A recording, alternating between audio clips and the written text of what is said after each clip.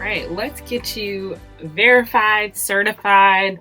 We're going to go to your crew. Who knows you? Who can speak to you? And how this works outside of our day-to-day lives when we might like someone or like something and we go and we like, hey, what do you think about this? Or we read reviews or, we kind of like ask around just to kind of get a different vibe. The professional way to do this is by getting a letter of recommendation. So, letters of recommendation you'll need for the rest of your life. So, if you've done programs already in high school or even in middle school, you might have needed to ask for a letter of recommendation. And depending on the reason, it would depend on how the letter of recommendation needed to be written. It also will depend on what they need to talk about or the type of recommendation they'll need to do.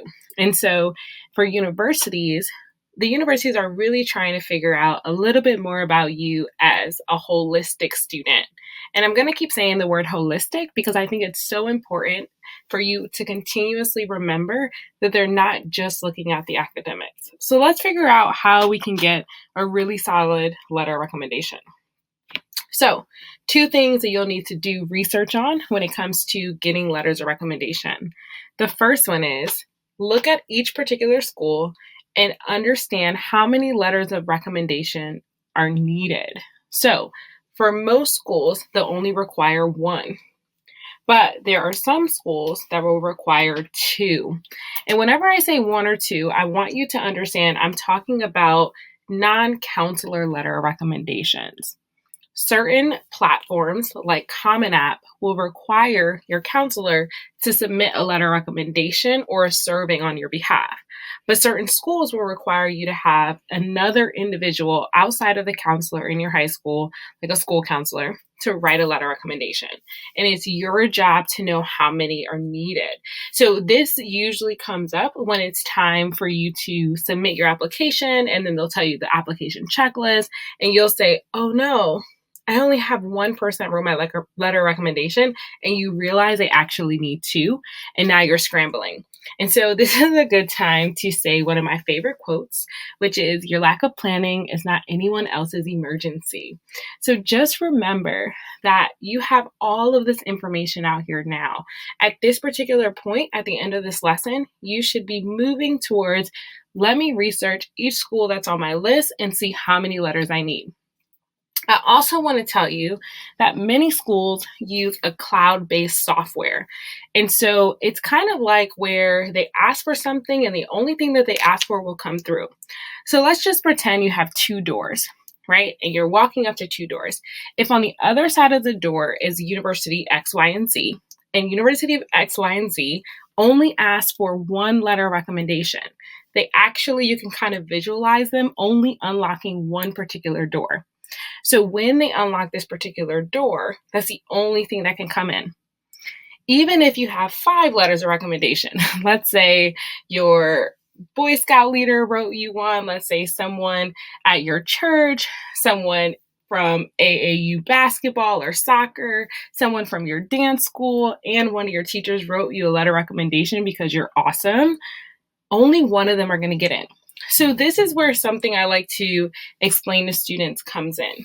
It is so important to know how many letters are needed for you before you have someone write them.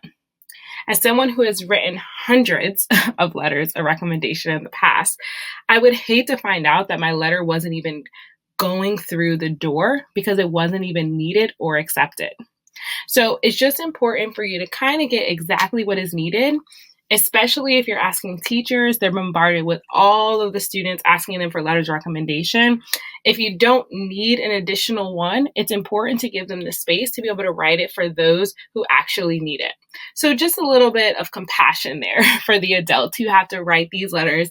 It's not easy. It takes lots of time, and we really want it to be the best. And so just asking the right person will be key, and I'll guide you to that so you can be confident to know that even if you only have 1 letter of recommendation, at least you know that particular letter of recommendation is solid. The next thing you want to do once you find out how many are needed is, what is the earliest due date for your letter? So if you're applying early action or early decision and your due date is December 1st, you always want to make sure that they know that. Now, historically, students apply to college normally December, January, February. Some due dates are not until March 15th. And so, depending on the person that you ask, they might assume that you have a very long time. But we know that's not true. Every single person and journey is super different and really unique.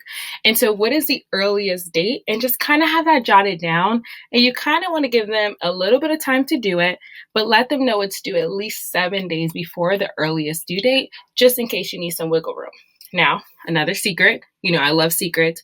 A lot of times, certain universities are a little bit more compassionate when it comes to letters of recommendation coming in. So your deadline might absolutely be December 1st, but sometimes they give adults and educators or people in the community usually like a 1 or 2 day grace period. So they might have until December 3rd to get in the letter recommendation. And that grace period is usually offered to counselors as well.